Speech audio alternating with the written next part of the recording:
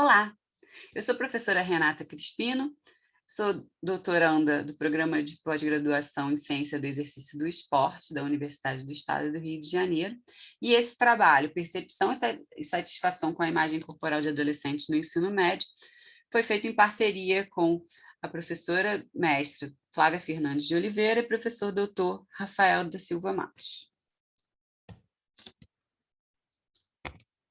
A imagem corporal é uma representação mental que possuímos do nosso corpo. É uma construção multifatorial que envolve percepção, afeto e componentes cognitivos. O corpo é uma referência central para a educação física, né? Todo adolescente ele tem em sua mente um corpo idealizado, e quanto mais essa imagem se distancia do real, maior a possibilidade de conflitos comprometendo a autoestima. Né? Um dos desafios atuais da educação física é relacionar os diferentes sentidos, significados e valores atribuídos ao corpo ao processo de ensino-aprendizagem.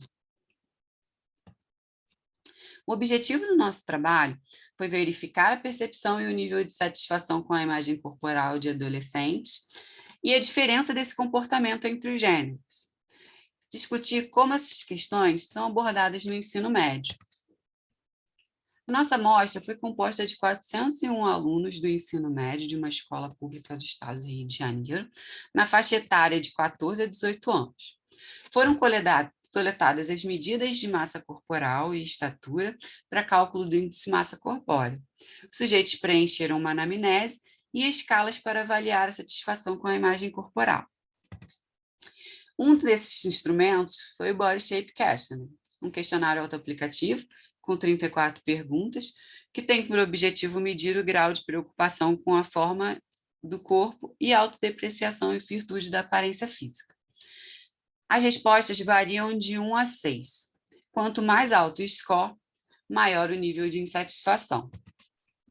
O segundo instrumento utilizado foi o Figure Rating Scale, onde são apresentadas 9 figuras para os sujeitos.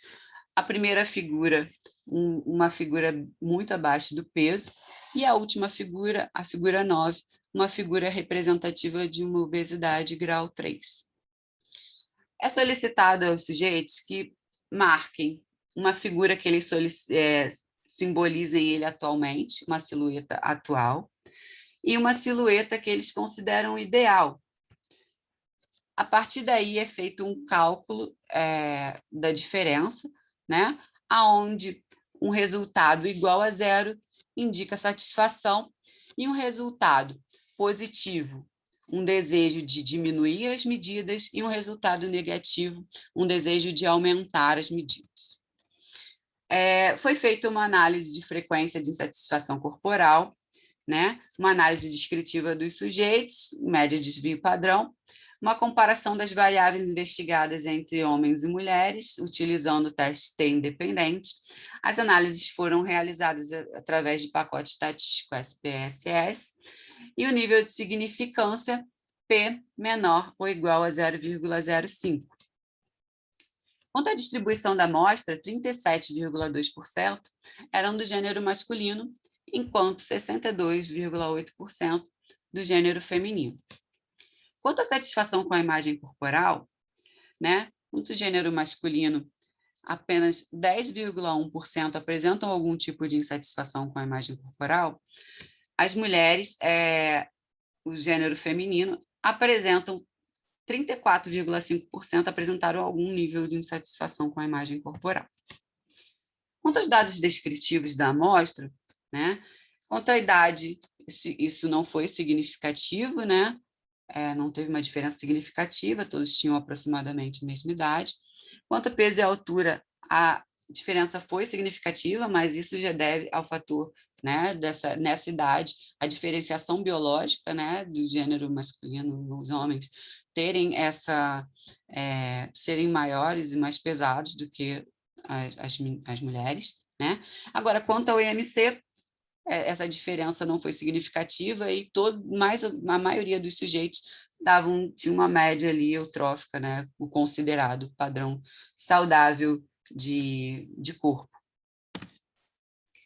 Quando a gente faz a comparação, né, dos instrumentos que avaliam a satisfação com a imagem corporal, a gente pode perceber que entre o gênero feminino há um desejo de diminuição da silhueta, né?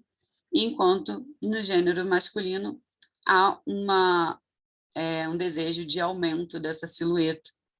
E quanto a resultados do Body Shape Questionnaire, as médias, né, demonstram que o gênero feminino tem uma satisfação maior com a imagem corporal do que o masculino. Né, a gente visualiza esse gráfico, né, a gente vê nitidamente aqui. Aqui o 0 seria quem não tem insatisfação, né, são as pessoas que têm uma satisfação com a imagem corporal, mas esses resultados aqui, os positivos, né, onde tem o desejo por diminuição da silhueta, né, a gente vê claramente o gênero feminino, enquanto aqui no aumento, o gênero masculino. Né?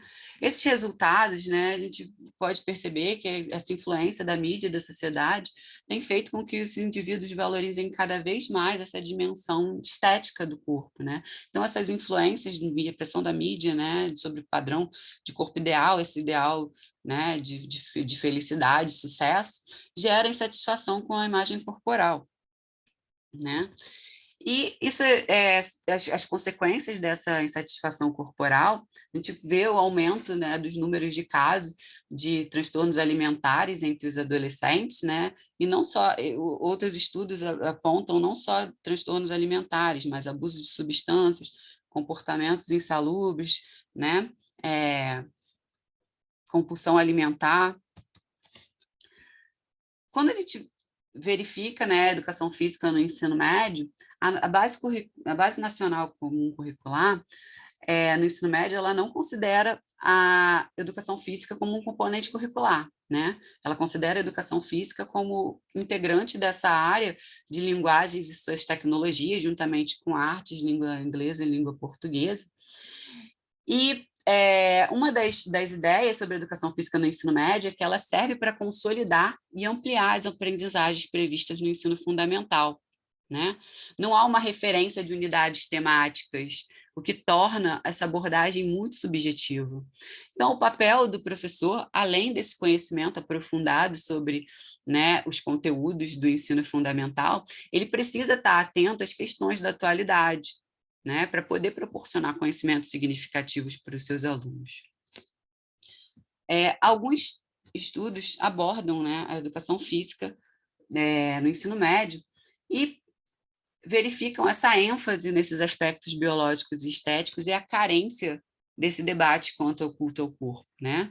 Neira, ele faz uma crítica ao documento da BNCC, né, que privilegia essas teorias tradicionais, né, e se mostra desinteressado das questões políticos sociais, né, retomando princípios tecnocráticos em detrimento da criticidade. Como consideração final, né, a gente pôde perceber que o nível de insatisfação corporal entre homens é menor que entre as mulheres, né? Então, essa diferença entre os gêneros. No entanto, essa insatisfação corporal é um problema que afeta os dois gêneros de forma diferente. E esse fato ele pode estar relacionado com a influência da mídia e da sociedade, que tem feito com que os sujeitos valorizem cada vez mais essa dimensão estética do corpo. A educação física, enquanto parte integrante da educação básica, ela deveria, através de seus conteúdos e das atividades desenvolvidas, colaborar na formação da personalidade do adolescente e de sua participação ativa na sociedade. No entanto, essas questões parecem ser pouco problematizadas e discutidas nas aulas de educação física, que ainda priorizam as questões técnico-motoras em detrimento das questões político-sociais e da criticidade. Obrigada. Esse é o e-mail para contato em caso de dúvidas ou questionamentos sobre o trabalho.